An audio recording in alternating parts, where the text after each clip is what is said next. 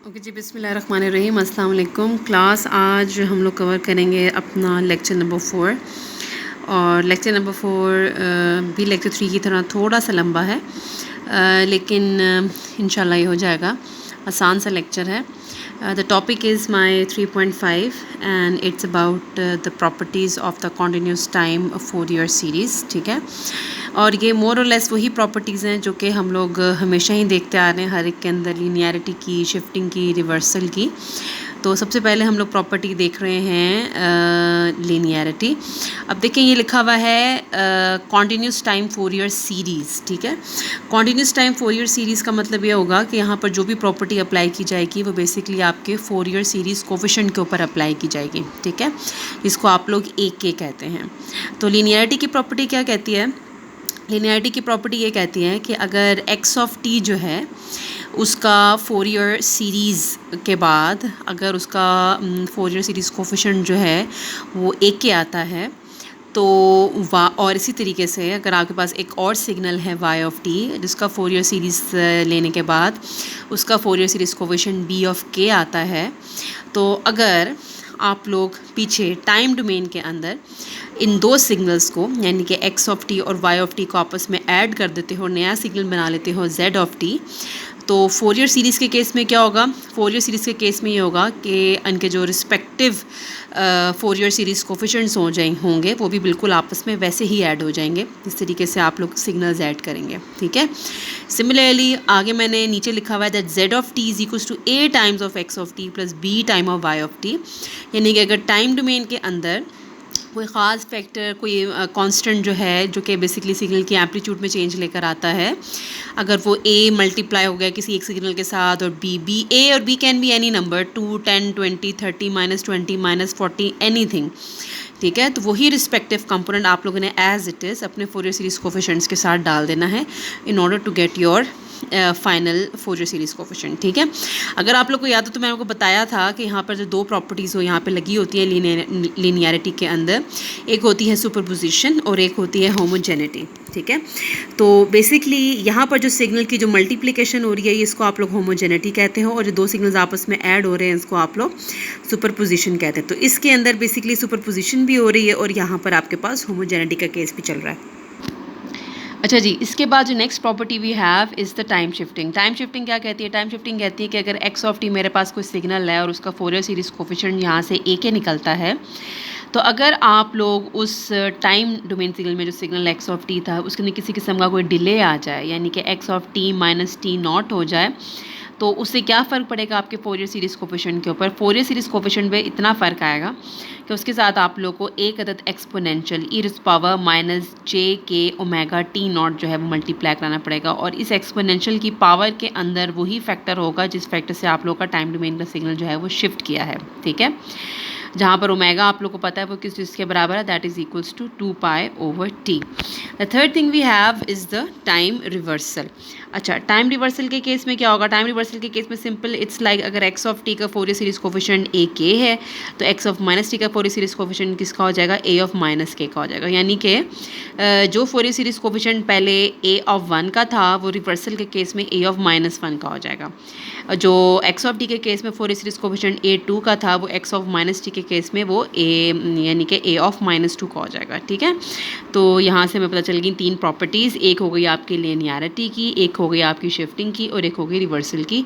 इन सारी प्रॉपर्टीज़ को भी हम लोग इम्प्लीमेंट करेंगे जिससे फिर आप लोगों की चीज़ें ज़्यादा हद तक क्लियर हो जाएंगी। अच्छा जी, the next property we have is the time scaling. Time scaling कुछ भी नहीं कहता, वो कहता है कि x ऑफ टी का अगर 4-year series coefficient a k है तो अगर x ऑफ अल्फ़ा टी हो जाए तो उसका 4-year सीरीज़ कोफिशिएंट क्या होगा? उस पर कोई फ़र्क नहीं पड़ेगा, वो a k का a k ही रहता है। और वो क्यों है, ये इसकी आपकी जो बुक है इसकी बड़ी अच्छी वजाहत करता है। वो कहता है कि the time scaling changes the period of the signal and the fundamental frequency and does not change the 4-year coefficient of the components. ठीक है, 4-year सीरीज़ कोफिशिएंट्स पे कोई असर नहीं डालता टाइम स्केलिंग से, वो सिर्फ उसकी सिग्नल के पीरियड्स पे, और जब ऑब्वियसली जब उसका फंडामेंटल पीरियड चेंज होगा तो फंडामेंटल फ्रीक्वेंसी भी चेंज हो जाएगी, उन पर फ़र्क डालता है, लेकिन उनकी जो उसका जो 4-year कोफिशिएंट होता है उस पर असर नहीं डालता। ठीक है, the next thing we have is your multiplication. Multiplication क्या कहता है कि अगर एक्स ऑफ टी का फोरियर सीरीज कोफिशिएंट जो है वो ए के है, और एक और सिग्नल है जो कि वी ऑफ टी है जिसका Fourier series coefficient b of k है, और अगर ये दोनों आपस में मल्टीप्लाई हो रहे हों तो इनके फोरियर सीरीज कोफिशिएंट्स क्या हो जाएंगे? तो इनके फोरियर सीरीज कोफिशिएंट्स इस तरीके से आ जाएंगे। किस तरीके से आ जाएंगे? ए ऑफ एल हो जाएगा और बी ऑफ के माइनस एल हो जाएगा। ठीक है, जहाँ पर के की वैल्यू कहाँ से आएगी? के की वैल्यू देखिए यहाँ से आएगी। के की वैल्यू तो यहाँ पर आएगी ना, जो कि आप लोग यहाँ पे पुट करोगे।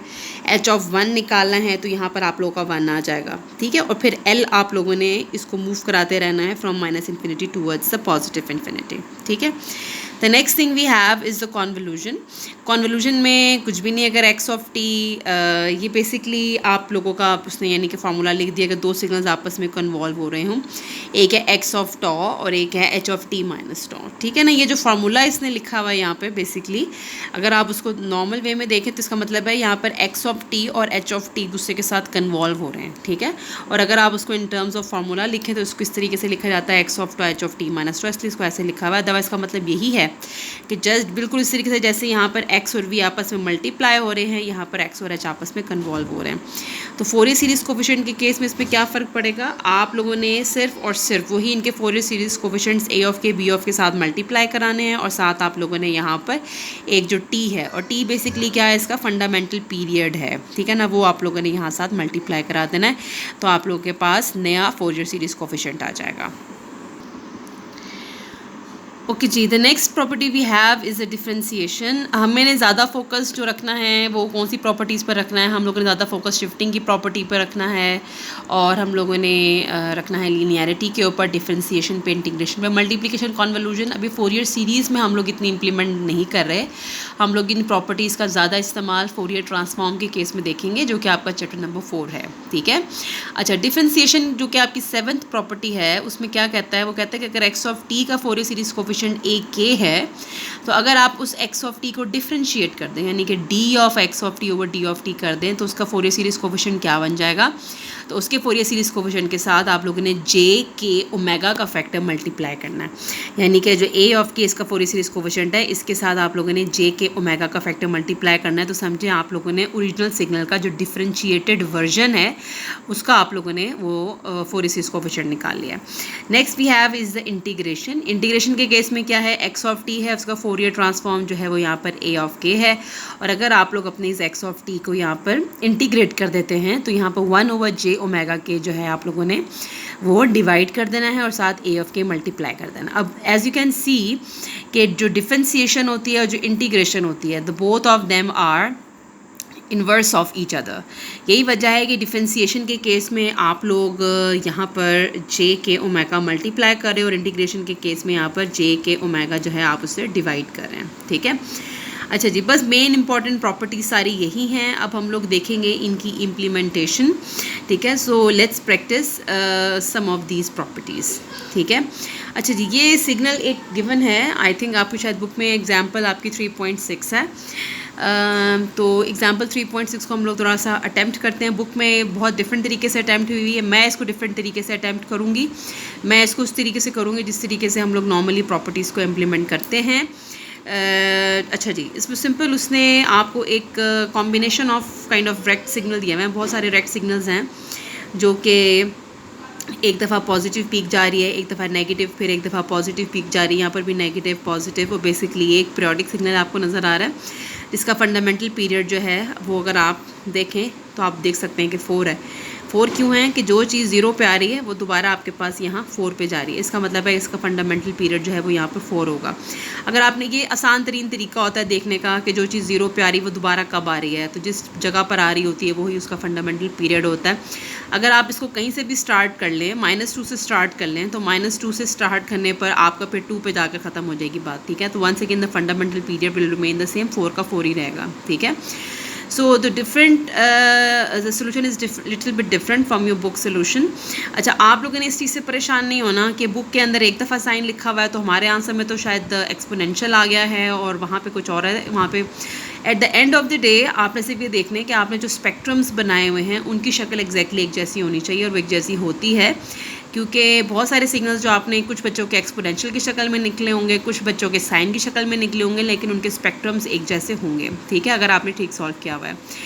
तो अब इसको देखते हैं कि इसको हम लोग किस तरीके से प्रॉपर्टीज़ के थ्रू इम्प्लीमेंट कर सकते हैं।